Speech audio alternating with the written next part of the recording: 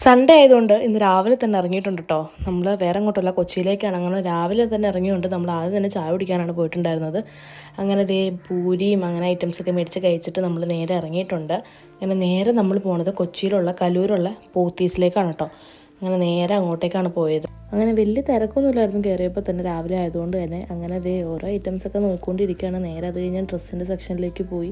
അത് കഴിഞ്ഞ് അവിടെ നിന്ന് ഇറങ്ങി. അത് കഴിഞ്ഞ് നേരെ നമ്മൾ ചെരുപ്പിൻ്റെ സെക്ഷനിൽ പോയി അവിടെ നിന്ന് ഒന്ന് രണ്ടെണ്ണമൊക്കെ നോക്കി പോത്തീസിലെ പർച്ചേസ് കഴിഞ്ഞ് നമ്മൾ നേരെ ഇറങ്ങിയിട്ടുണ്ടായിരുന്നു കേട്ടോ. അത് കഴിഞ്ഞ് ഫുഡ് കഴിക്കാനായിട്ട് നമ്മൾ കൊച്ചിയിലുള്ള കായ്സിലാണ് പോയിട്ടുണ്ടായിരുന്നത്.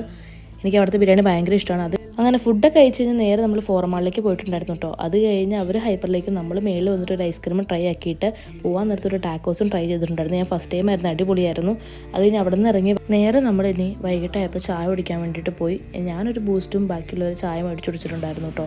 അങ്ങനെ എൻ്റെ ചാർജ് തീർന്നുകൊണ്ട് തന്നെ ഫോണിൻ്റെ നമ്മൾ കുറച്ച് ക്ലിപ്പ് എടുക്കാൻ പറ്റുള്ളൂ. അങ്ങനെ ഫുഡ് കഴിച്ച് നേരെ വീട്ടിലേക്ക്. അപ്പോൾ ഓക്കെ, ബൈ.